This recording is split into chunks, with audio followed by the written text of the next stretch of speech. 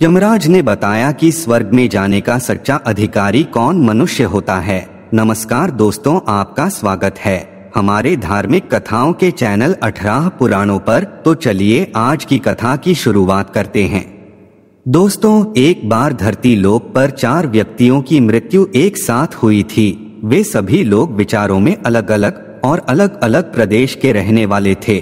केवल संयोग से ही उन चारों का अंत एक ही समय पर हो गया। एक ही समय पर यम के दूत उन चारों को लेने के लिए आए। मरने वालों में एक तो किसी प्रदेश का राजा था, दूसरा बड़ा धनी व्यापारी था, तीसरा एक पूजा पाठ करने वाला पंडित था और चौथा गरीब मजदूर था जो दिन भर मेहनत करके अपने परिवार का पालन पोषण करता था। चारों की आत्माओं को लेकर यमदूत मृत्यु के देवता धर्मराज की सभा में पहुंचे। चारों उनके सम्मुख जाकर खड़े हो गए। वे सोच रहे थे कि कौन स्वर्ग में जाएगा और कौन नरक में। यमराज अपने आसन पर विराजित नहीं हुए, उससे पहले ही चारों आपस में बातचीत करते हुए स्वयं को ही स्वर्ग का मिलना चाहिए यह कहने लगे। सबसे पहले राजा कहने लगा, देखो, मुझे तो धर्मराज पक्का स्वर्ग में ही भेज देंगे, क्योंकि मैं एक विश्वविख्यात राजा हूँ। मैंने अपने अनेक सत्कर्मों से धरती लोक पर अपना खूब नाम कमाया है। चारों तरफ लोग मेरे अच्छे कर्मों की चर्चा करते हैं। कभी भी कोई मेरे द्वार से खाली हाथ नहीं गया। जो भी आया मैंने उसे इतना दिया कि वो जीवन भर मेरा नाम नहीं भूल पाएगा। हर तरफ मेरे नाम का यशगान हो रहा है। मेरे द्वारा लुटाए गए दान से लाखों लोगों को खाने को अन्न मिला, रहने को आश्रय मिला। इसलिए मेरे कर्मों को देखते हुए धर्मराज मुझे पक्का ही स्वर्ग में भेजेंगे। मित्रों, राजा की बात सुनकर वह धनी व्यापारी कहने लगा, हे भाई, मैंने तो पृथ्वी पर रहकर खूब धन कमाया और उसे धन से मैंने लाखों लोगों की सहायता की है। मैंने अपनी कमाई का 11वां हिस्सा सदैव दीन दुखियों की सहायता में उपयोग किया है। मेरे शुभ कर्मों को देखते हुए धर्मराज मुझे ही स्वर्ग में भेजेंगे। दोस्तों, यह बात मैं पहले से ही जानता हूँ। व्यापारी की बात सुनते ही पंडित जी कहने लगे, अरे भाई, क्यों फिजूल की बातें कर रहे हो? स्वर्ग में जाना कोई आसान काम नहीं है। स्वर्ग में जाने के लिए दान धर्म के साथ साथ पूजा पाठ करना पड़ता है। इसलिए स्वर्ग में प्रण तो मैं ही करूँगा, क्योंकि मैंने भगवान का खूब जप तप पूजा पाठ किया है। पूरा जीवन मेरा पूजा आराधना में बीता है। मेरे शुभ कर्मों के कारण मुझे ही धर्मराज स्वर्ग का दरवाजा खोलेंगे। यह बात मैं अच्छी तरह से जानता हूँ। जब इस प्रकार तीनों ने अपनी अपनी बातें की अपने अपने लिए, तो आप सब उसे चौथे व्यक्ति मजदूर की ओर की देखते हैं कि अब यह क्या कहता है। क्या इसने भी कोई अच्छा काम किया है या नहीं, या फिर इसका पूरा जीवन मजदूरी करते हुए दूसरों के अधीन रहकर ही बिता है। मजदूर उन सब की बातों को चुपचाप नीचे नजरें झुकाए खड़ा सुनता रहा और वे तीनों बड़े गर्व से अपनी प्रशंसा में जुटे थे। तभी धर्मराज अपने साथी चित्रगुप्त के साथ दरबार में हाजिर होते हैं। चित्रगुप्त के हाथों में एक मोटी सी किताब थी, जिसमें समस्त प्राणियों के कर्मों का लेखा जोखा लिखा था।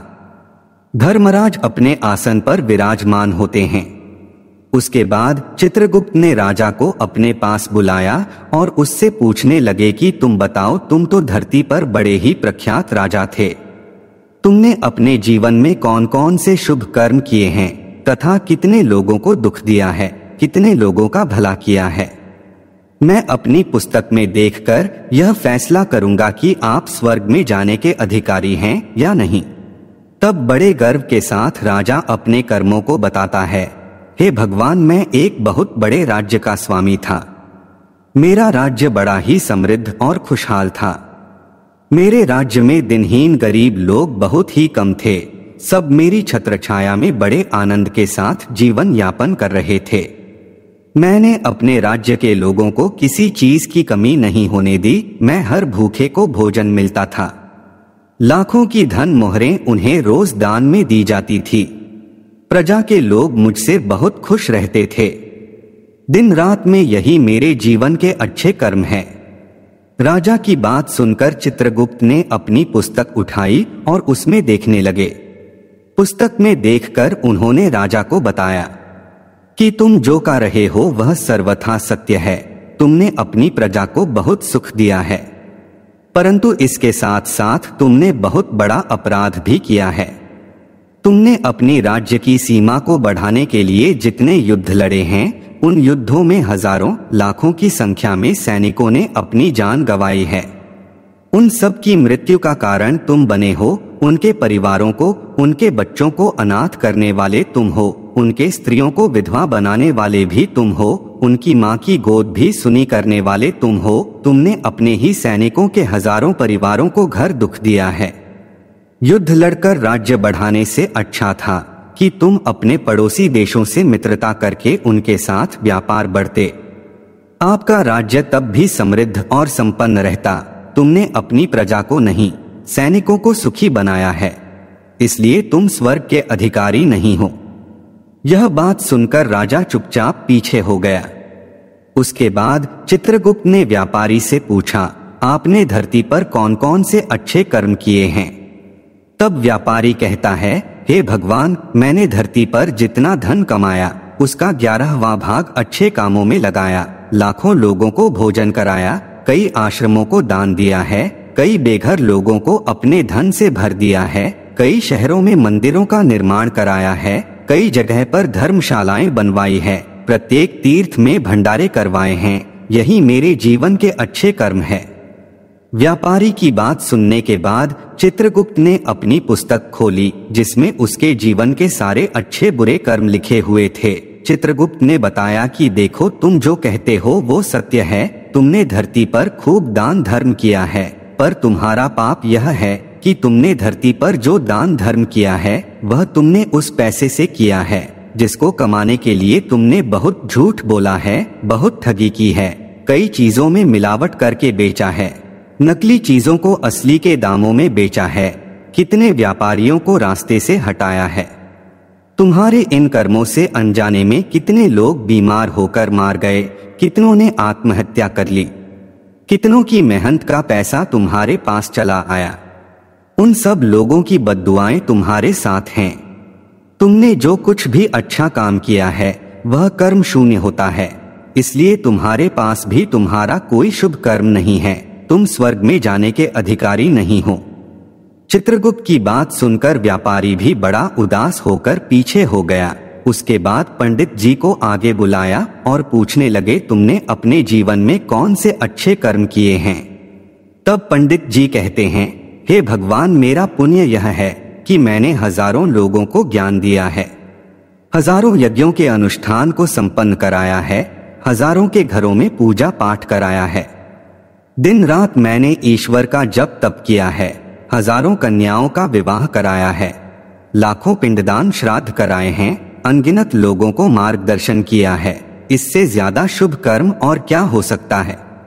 तब चित्रगुप्त अपनी पुस्तक में देखकर बताते हैं, हे पंडित जी महाराज, आपका कहना सत्य है। आपने वास्तव में हजारों लोगों को ज्ञान दिया है, लेकिन उसे ज्ञान पर स्वयं कभी अमल नहीं किया।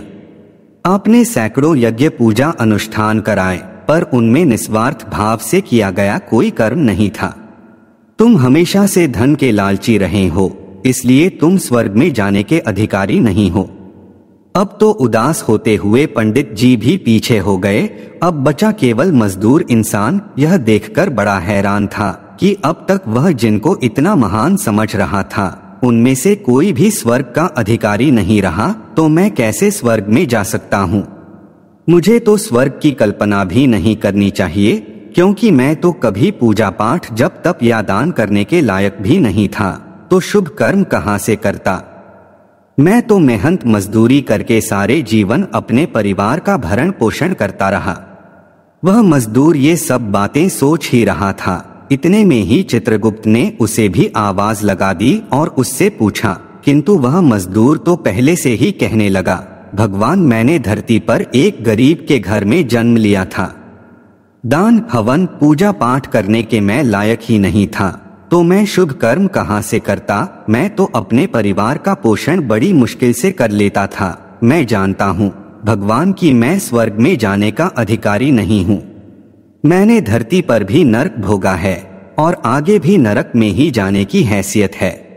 किंतु हे प्रभु, यहाँ पर भी मेरी एक इच्छा है। मैं स्वर्ग में तो नहीं जा पाऊंगा, लेकिन मैं एक बार स्वर्ग को अपनी आंखों से झांक कर देखना चाहता हूँ।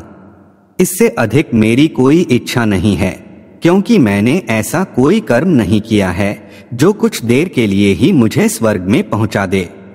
मजदूरी के बाद लोगों की सेवा के लिए मेरे पास समय नहीं बचत पाता था।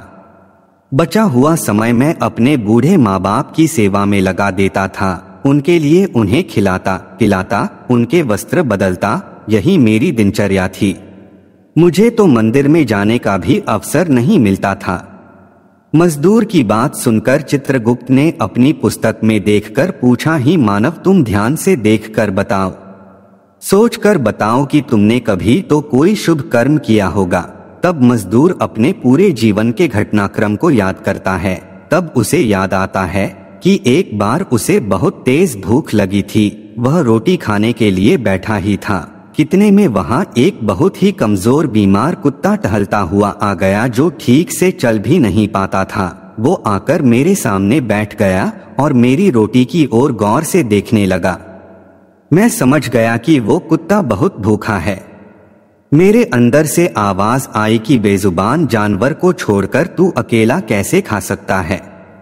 मैंने वो रोटी स्वयं न खाकर उस कुत्ते को खिला दी। उस दिन मैंने पूरे दिन भूखे पेट रहकर ही काम किया था। मजदूर की बात सुनकर चित्रगुप्त मुस्कुराए और उसका हाथ पकड़कर बड़े सम्मान के साथ उसे स्वर्ग में लेकर गए और बोली, वास्तव में आप ही स्वर्ग में रहने के अधिकारी हो।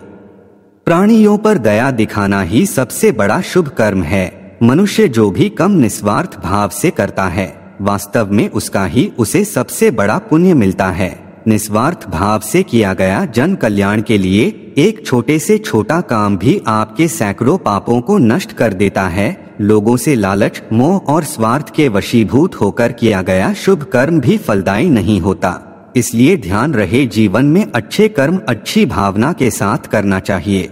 ऐसा नहीं होना चाहिए कि आपने किसी से धन छीनकर या चुराकर कर्म किया हो और बाद में उसी धन को दान पुण्य में लगा दिया हो, तो वो धन आपको कभी नरक में जाने से नहीं उभर सकता। दोस्तों, स्वर्ग में वही व्यक्ति जाता है जिसने निष्काम निस्वार्थ भाव से प्राणियों की सेवा की हो, भले ही उसने जीवन में एक पैसा भी दान न किया हो, पर वह जिस लायक था अपनी सामर्थ्य के अनुसार उसने निस्वार्थ भाव से जो भी काम किया है, वही उसकी मुक्ति का रास्ता तय करता है। तो आशा करते हैं आपको यह कथा अवश्य ही अच्छी लगी हो, तो लाइक सब्सक्राइब करना ना भूलिए। साथ ही कमेंट में जय श्री कृष्ण अवश्य लिखें। आप सभी का धन्यवाद।